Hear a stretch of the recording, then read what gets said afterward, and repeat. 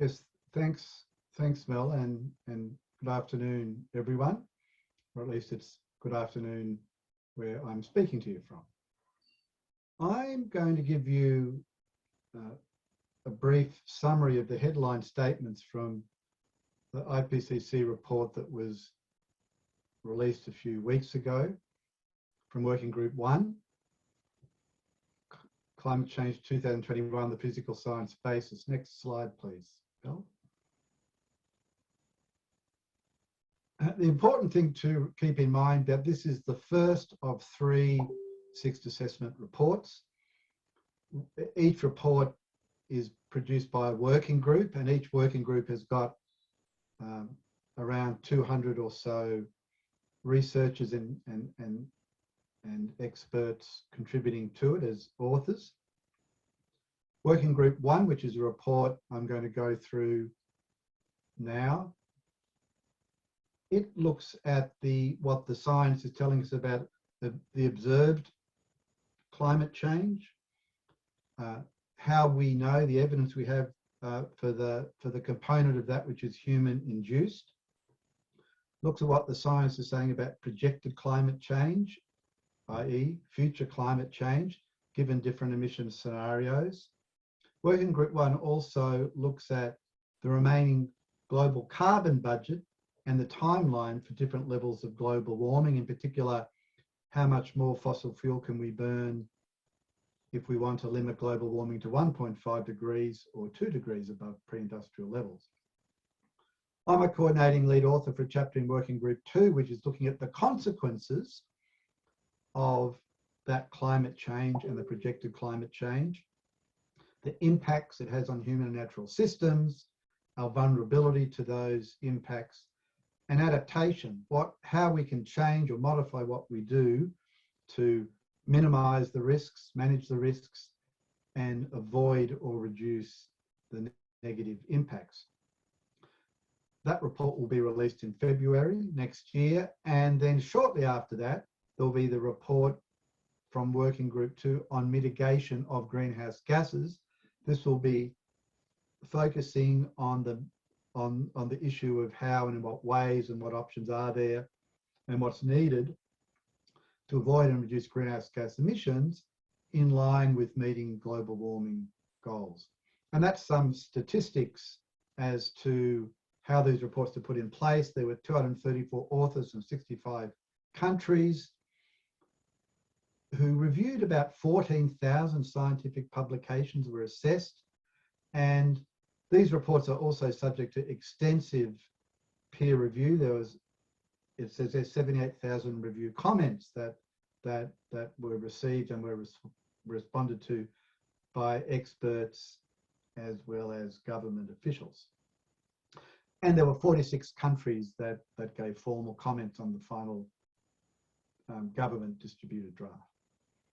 Next slide, please.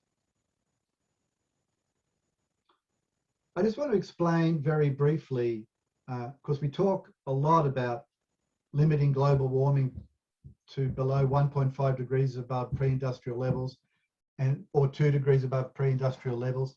And often that doesn't sound like very much, but the thing to keep in mind, it's an index, much like a thermometer reading of a human body. A healthy human body temperature is somewhere between 36.1 and 37.2. 38 degrees, which is not much above 37, is diagnostic of a fever, and above 40 is life-threatening. For the Earth, a healthy temperature is actually 0 above pre-industrial levels. 1.5, you could say, by comparison, is indicative of a fever, and more than 2 degrees is definitely life-threatening. Next slide, please. But this is the first and very powerful headline statement from this first IPCC report, and this is a quote: "It is unequivocal that human influence has warmed the atmosphere, ocean and land. Widespread and rapid changes in the atmosphere, ocean, cryosphere and biosphere have occurred."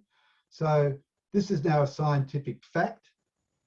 It's an established scientific fact that we have human-forced climate change, and its effects are widespread and rapid throughout the planet.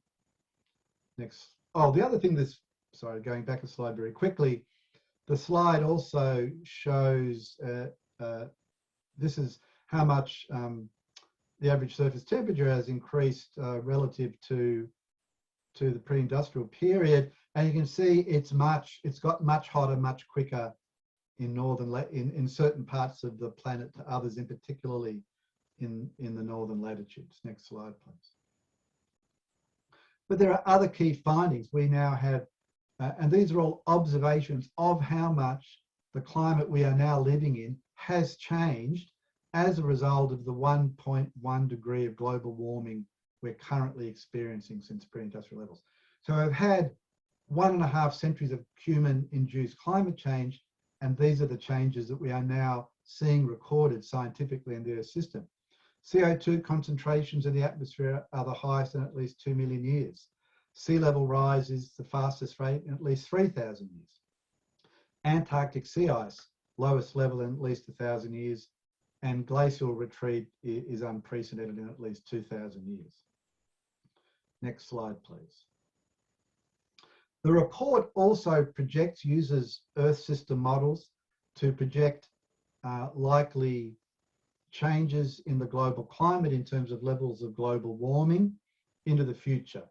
So the vertical column is degrees of global warming, the average surface temperature relative to 1850, and the bottom axis is time from 1950 to 2100. The black line is the observed global temperature, and the colours represent likely increases or changes in global warming depending upon our success or failure to mitigate greenhouse gas emissions. The red ones are high future emissions scenarios, and the bluey grey ones are low emission future emissions scenarios. But you can see whatever path we take, a certain amount of global warming is locked in.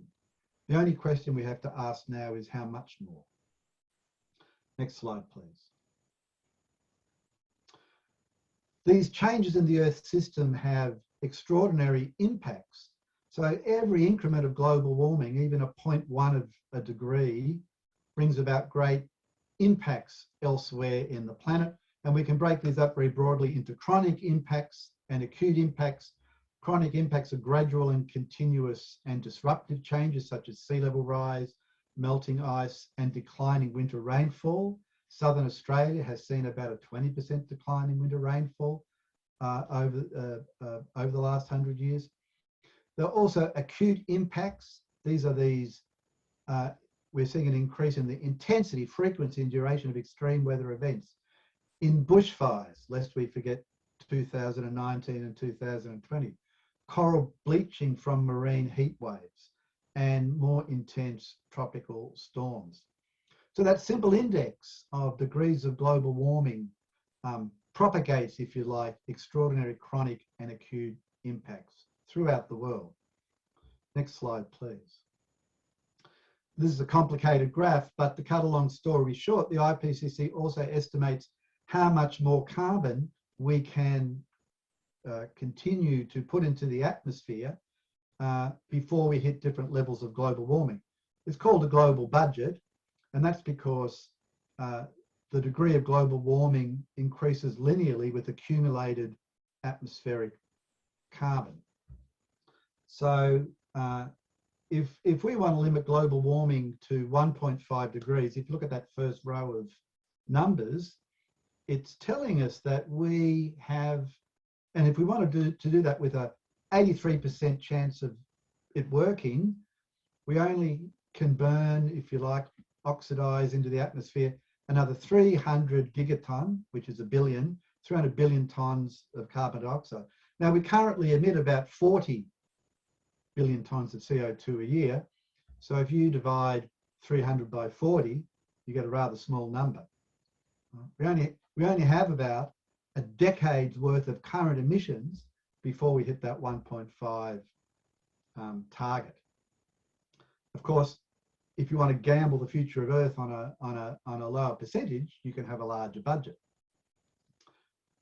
Next slide, please. And this is my final slide. So this is where we're at. This is Earth's thermometer. I said a healthy temperature is 0.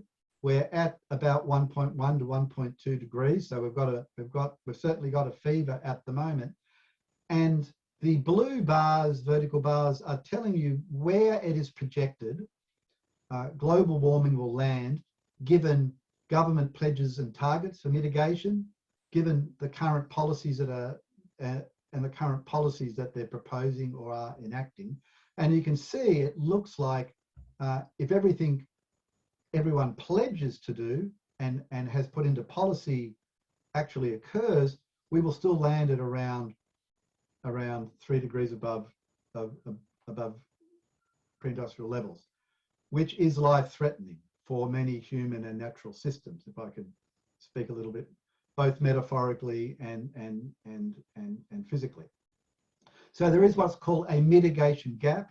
There's a growing mitigation gap between what we need to do to limit global warming to the agreed target, which is well below 2 degrees and approach 1.5 degrees, and what current policies will deliver us.